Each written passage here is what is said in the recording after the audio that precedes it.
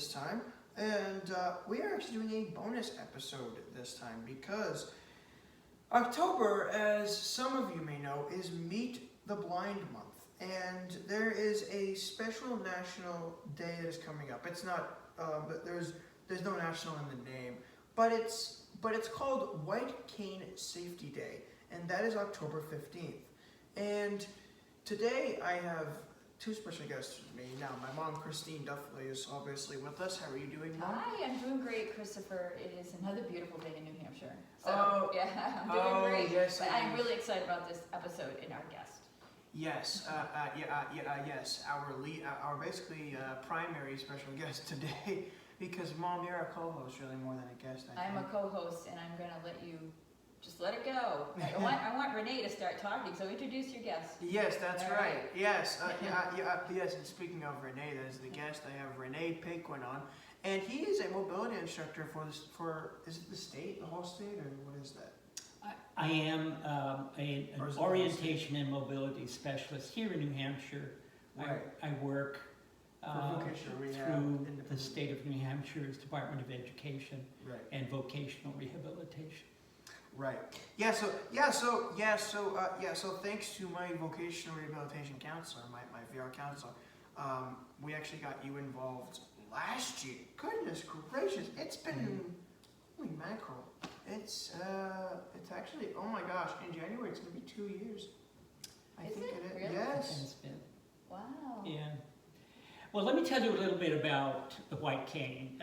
Yes. During the Second World War, an Army surgeon by the name of Dr. Richard Hoover discovered that there were a lot of blinded veterans who were returning home but had no way of getting about independently. Yeah. So he developed a system of maneuvering about in an environment safely, with confidence, using skills that would enable a person to be certain that their safety would be enhanced by using the long cane. And so then a group of people decided that it might be a good idea to develop an educational program at Boston College, and so they did. And Boston College, I did not know that. absolutely. So I am a peripatologist, which is... Oh, peripatologist. Absolutely. Oh, wow. That's the science of walking about. Oh, I love it. So, to this day, the cane technique that Dr. Richard Hoover is still absolutely viable. Oh yeah. There are, at one time, we used to have to make our own canes out of aluminum, Scotch-Lite tape from 3M, and using a special kind of tape to put a golf grip on the cane. Oh yeah. So technically, the canes have changed very little, but they're better made, and there are companies that will create the cane. Amputech is the leading one in North America, and then you have another one in England, which is the RNIB, which is the official one in the UK. That makes it, that sells it. Yes. Yeah. Yes. So So there are various elements of the cane that are important, and one is its ability to give the user the kind of terrain they're walking on, whether it is smooth, rough, whether it has a yaw to the left or right, a slope up or down, and it will detect slight changes in the environment. A person who is blind using a cane can detect a difference in the yaw of terrain of 1 degree. A visual person needs 2 degrees to see the difference in the slope. So a person using a long cane can easily detect different terrain changes, and that's the important part about the cane. yeah. The other thing is that it should be held as lightly as an uncooked egg. So in sweeping the cane from left to right, How do you hold that? the width of the widest part of their body, which is the elbow, and in cadence with their gait. So the cane tip is always the same length from the body, but it is not always the same length from the feet. So it's important that when the left foot is forward, that the cane be touching on the right side Yeah, and we can do a little bit of that toward the end on the video. of the person. Yeah. What it does is it gives the person a stronger length of time Yes. to detect sudden changes, such as a drop at a curb, a hole that is dug, or a construction site. Mhm. There are many skills that a person uses in traveling, and one is time distance. Yes. One of the things that we did with Christopher is we discovered that Christopher walks a little bit more than 4 feet per second. Oh, So- okay, you work more than 4 feet per second. The important part about that is Okay. that when a visual person wants to make a turn, Mhm. they can look at their environment and visually they'll know when to do it. A person who's blind can do that by the amount of time it's going to take them to get there. And that's by knowing their environment in terms of how long it takes to travel a certain distance. So Mhm. if you're going to go somewhere that is a mile away, it's important to know how long it's going to take you to get there, because you have to know by the amount of time you're Yep. traveling Exactly. when you're near your destination. So Okay. that works out very well. Yes, and of course in my case you have to do 5,280 because that's 5,280 feet, and then you divide by 4 and you'll get how many feet. How many steps? How many- Basically, Oh, How 4 much feet per time? second. yeah, It will take How you. much time it will to take get you. there. in Yeah, seconds. yeah. Now the good thing about that is that when you're making a street crossing, Yes. which takes you, Christopher, about 5-10 seconds. about 5 to 6 seconds. If the street crossing seems to be longer than that, that may signal to you that you have veered into the street that you're trying to walk along. So that can help you to get back onto your sidewalk. The other thing that the cane and the other sensitivities that you have is temperature. Now today we were traveling and the wind was coming out of the west, Yes, it was. and the sun was also to Coming out your of the left east. side. Was also coming out of the east. So one of the things that can alert you to your direction of travel is whether or not you are traveling in the direction you want to. Now, a person who has seen has a pretty good concept of north, south, east, and west. Yes. A person who is congenitally blind, who has never seen, has a very difficult time understanding that concept of north, south, east, and west. Normally that's the case. That's correct. Now, in your You're case, accepted. Christopher, you are very skilled.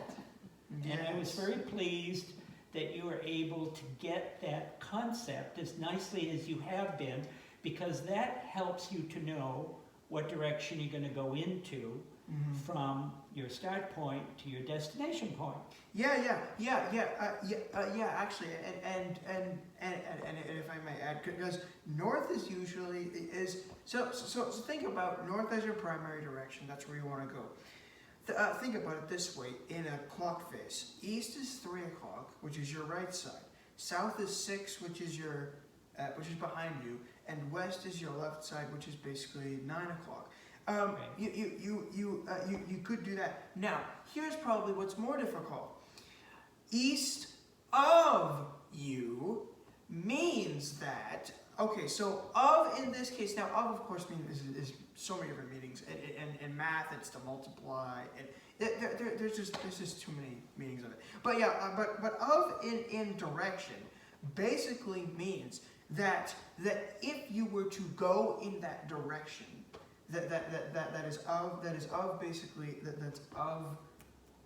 that's of you basically, you would be basically getting to what you're trying to describe. So basically the car is east of you. If you turn to the eastern direction, you will find it. It's it sounds complicated, but it's actually easy once you understand it, I think. Because for me it was hard to understand at first, but it was easy in the end. Well, you use it well.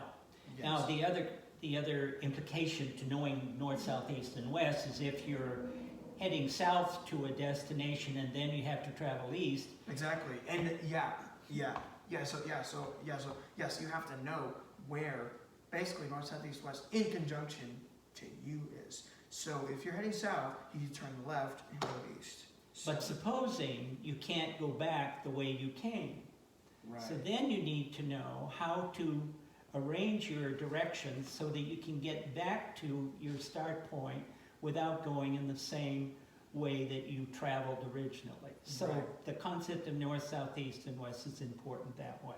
Mm-hmm.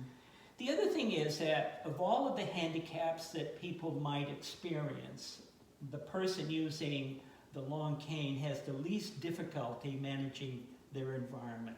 So no matter what we give to them in terms of obstacles, that is very manageable.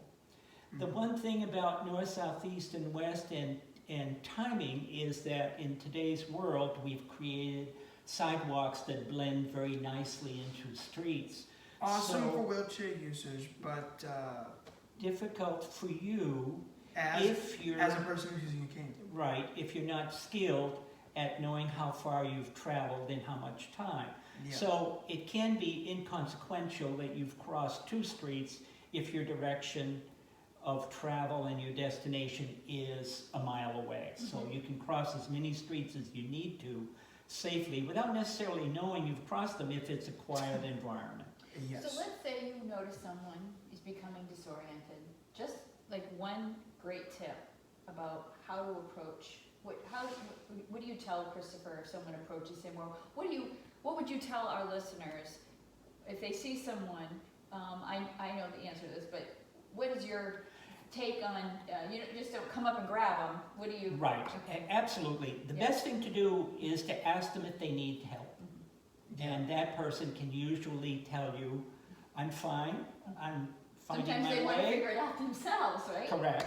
Yes. Or, I need some help. Is this the direction I should be going into To that get to the I've street. intended?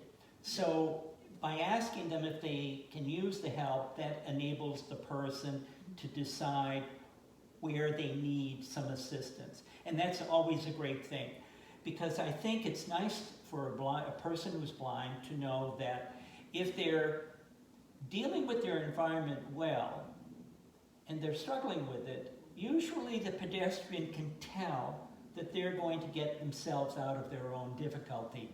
But if they I've gotten out of a few today, actually. Yes, you just did. On my walk. It's crazy. But if you look like you need help, people will give it to you. And that is a great thing about our society today.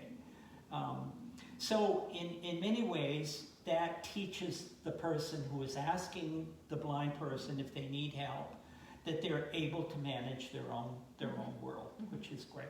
The other thing is that one of the great things about helping a person to learn to get about is being able to ask for assistance.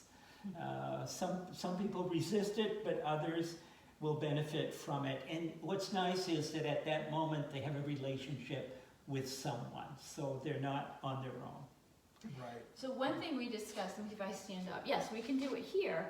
Is if you're watching, we're going to do a little demonstration. We can also talk about what we're doing.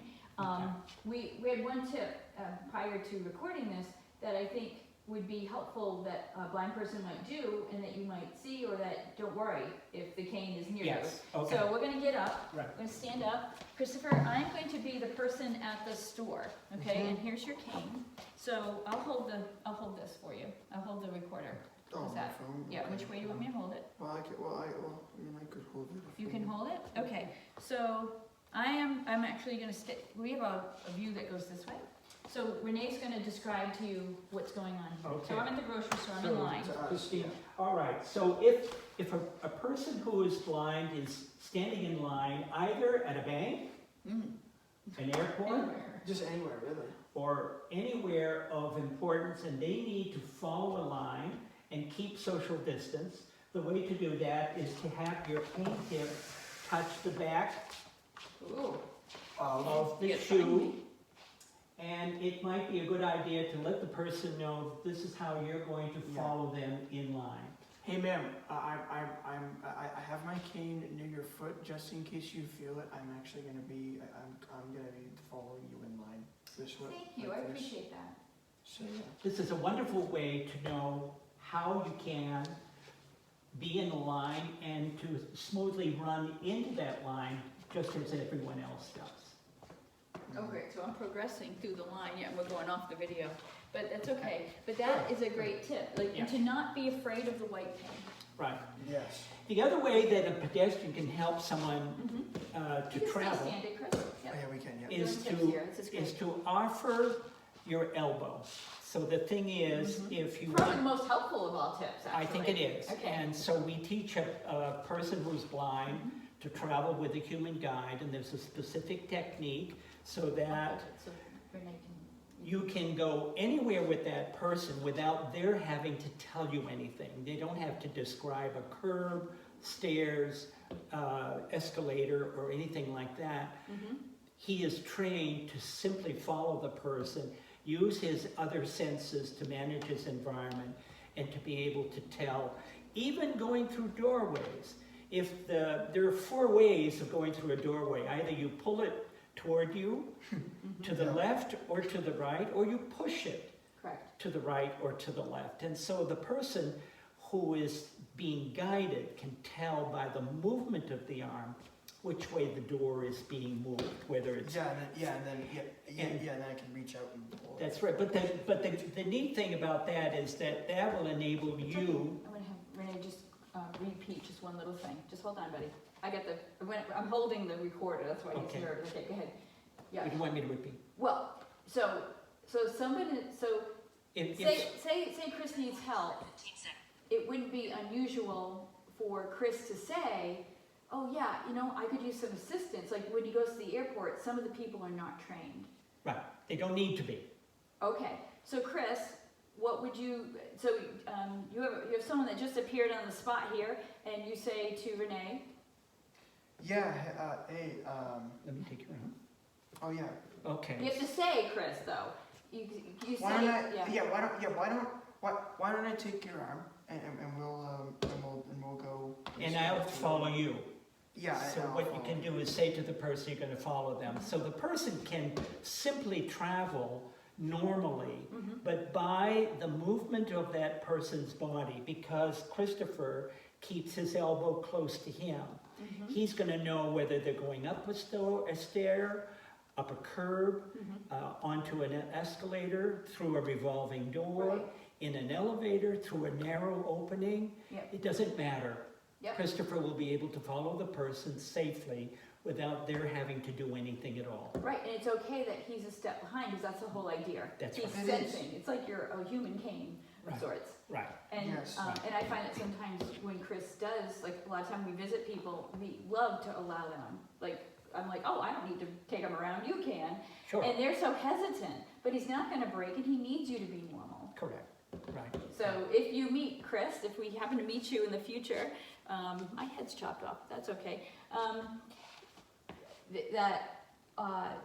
We can practice this. This is just a great, simple tip for people. Absolutely. All right, Right. good. Right. Well, I've absolutely loved this. Here's your, you want this back, right, Chris? Yeah, Yeah. so, Well, I Yeah. am really very impressed with Christopher's ability to use his senses to do things that other people have had more difficulty doing. And Christopher is well motivated. And I know that he really wants the independence that he is gaining from Traveling for sure. traveling. And he even indicated to me that he thought that he might like to be a mobility instructor. And that is well within his ability. He'd be very good at it. Yeah. I like what he does. Today we started out because he hadn't traveled for a while and Yes. it was a little rough going, but before you know it, he was back as an expert traveler by the end of our lesson today, and he was doing beautifully. I have a lot of confidence Yeah. in him, Yes. and he's very engaging. So if he encounters people, he is able to help them to help him. So if you were to give, a listener, so obviously many of the people, just hold this way, people can see you, buddy. Oh, okay, yeah. So do not be afraid, basically. Don't Exactly. be afraid, just ask. Absolutely. Ask. I think that's our word for this. Ask. Just ask. Just And ask. again, you're Ask. wearing that keep calm, it's just a cane shirt. Right. Oh, yes, Yeah, that's give right, him that's right. Give them a show this way, and we're gonna go this way. Okay. And then you have your cane here. I'm just gonna bring it up close. So there you go. There you go. Here you have it. Christopher and Renee, and there's that awesome shirt of yours. Keep calm, it's Just a cane. All right. Well, with that, I think we've ended another episode. Remember Yes, to ask. yes, we have. Remember to Don't be ask. afraid. Yes, and don't be afraid. And celebrate with us on October 15th, or any day actually, Yeah. that blind people have wonderful independent skills. Right. We just have to change our mindset. Yes, we do. Well, then, there are some people are concerned that they're Yeah. going to be seen with a cane. Yeah. Women do have a sense of concern about being vulnerable, and one of the things that I do with them is we take them to a police department and we talk with a police officer who will help them to understand how they can protect themselves, that they don't need to be vulnerable. So there are lots of things that we do in helping a person to become Yeah. independent. In some ways, it's just the tip of the iceberg, really, in Yeah. mobility. And Yeah. we'll link that article, by the way. But it's Okay. great to celebrate Independence today. Yeah. The National White Cane Safety Day. Safety Day. Yeah. But it's actually so much more than that. Sure. Yeah. Renee, thanks for being on It's the actually show. not Chris, national, final but words? Yeah, it's the actual day is White Cane Safety Day, but yeah, it is I won't say celebrated, but it's observed every year on Every year. October 15th. It's a national holiday. It's a national day. Yeah, it's not a holiday. Nobody. No, it's not a holiday. It's a national day, though. Yes, And it there are is. laws on the land. Well, It's a nationally recognized day. It is. Yeah, Not it a is. yeah. Otherwise, nobody would be working. And I know we've gone extra long today because it's a special episode, but Well, I yes. think it's really important. Yeah. All right. But he's Yeah. doing, we're off now, Thank right? you. You're good. Yeah, Yeah, he's we- really, yeah, I we- mean, we will be. he's We will. wonderful. He All right. really is good. He's a good sport. He's wonderful to work with. Yeah. He is the ideal student that we learned about. Sure. We really did. Yeah, he's a good guy. All right. Yeah. Well, with that, I will see you in the. I'll see you. We'll chat with you in the next episode. Take care. God bless.